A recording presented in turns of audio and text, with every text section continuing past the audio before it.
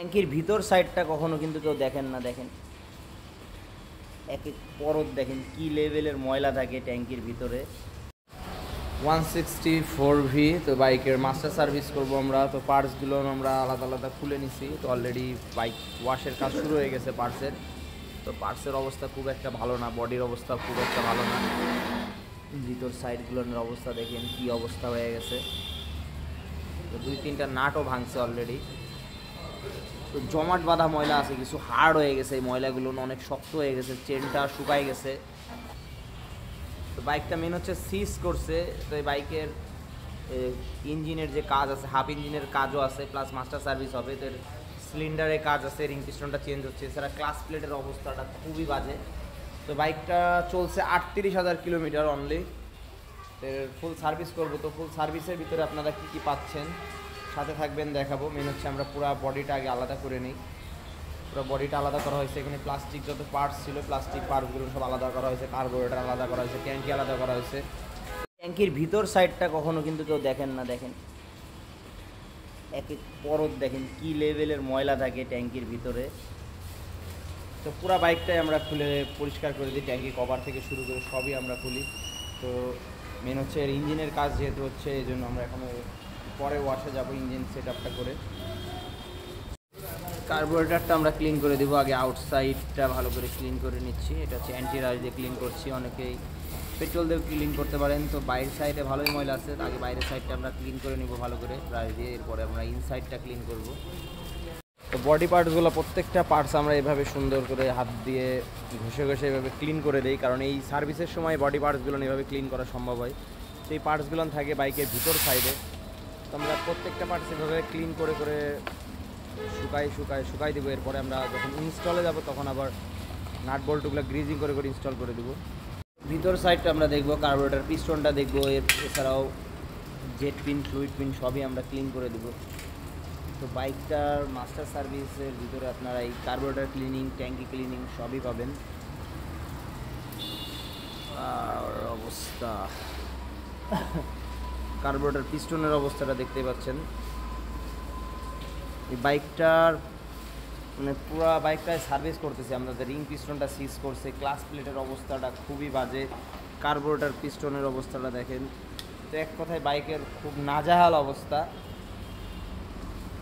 এটা এখনও মোটামুটি চালানো যাবে, কিন্তু এই কার্বোরেটর পিস্টনের জন্য অনেক সময় দম মারবে বাইক, মাইলেজ কিছুটা মাইলেজ ড্রপ করবে, এছাড়াও গাড়ির সঠিক পারফরমেন্স পাবেন না। তো এটা আমরা হালকা করে ইঞ্জিন অয়েল দিয়ে আবার ইনস্টল করে দেব। ইনসাইডটা আমরা দেখবো। ওরে অবস্থা দেখছেন কি লেভেলের কার্বন জমছে। তো দীর্ঘদিন যারা কার্বোরেটর ক্লিন করেন না একটু সাবধান। এটা 38,000 কিলোমিটার চলছে অনলি। কার্বনটা দেখেন, এই ভিতরে কার্বন জমছে। জেট পিন, ফ্লুইড পিনেও দেখতে পাচ্ছি যে ময়লা আটকায় আছে।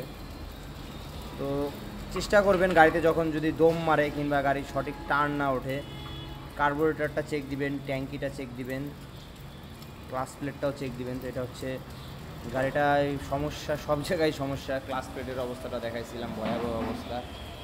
ইঞ্জিনটা সিজ করছে।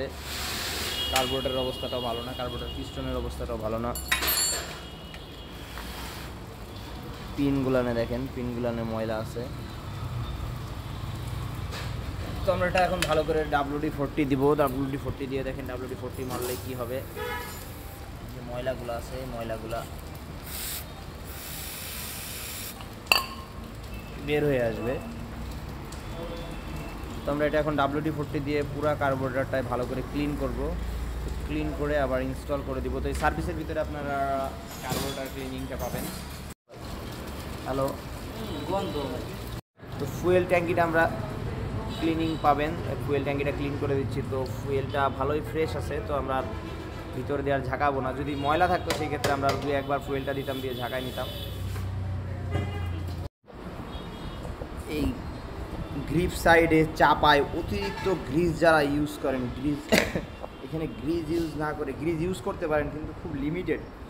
অতিরিক্ত এই গ্রিজ ইউজ করলে হয় কি, এখানে পুরো হাত দেওয়া যাচ্ছে না, কাদা কাদা হয়ে গেছে। চাপাটা খুব তাড়াতাড়ি নষ্ট হবে। দেখেন গাছ জমে গেছে অতিরিক্ত গ্রিজের কারণে। ময়লা যে হয় কি, গ্রিজগুলো জমাট বেঁধে আরও ময়লা টানে।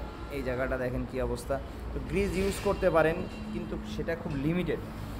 তো আমরা এই সার্ভিসের ভিতরে ক্যাবেলগুলো ক্লিন করে দিই, এই গ্রিপ সাইডটা ক্লিন করে দিই। তো ক্লিন করছিলাম, তো এই অবস্থা দেখলাম যে খুব একটা বাজে অবস্থায় গ্রিজ দেয়া। তো এতটা গ্রিজ ইউজ করবেন না, খুব লিমিটেড ইউজ করবেন এবং মাঝে মাঝে এটা পরিষ্কার করবেন। মাসখানিক 1 থেকে 1.5 মাস পর পরে জায়গাটা ক্লিন করে নেবেন। তো আমরা দুইটা ক্যাবেল, এক্সেলেটার ক্যাবেল এবং ক্লাস ক্যাবেল দুইটাই ক্লিন করে দিব।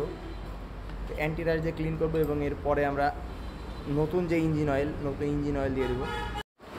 বডি প্লাস্টিকগুলো সব ধুয়ে কমপ্লিট করা হয়েছে। তো এরপরে আমরা ফিটিংয়ে যাবো। তো সুন্দর করে কেরোসিন দিয়ে ভালো করে ওয়াশ করে পরিষ্কার করে ফিটিং করা কমপ্লিট।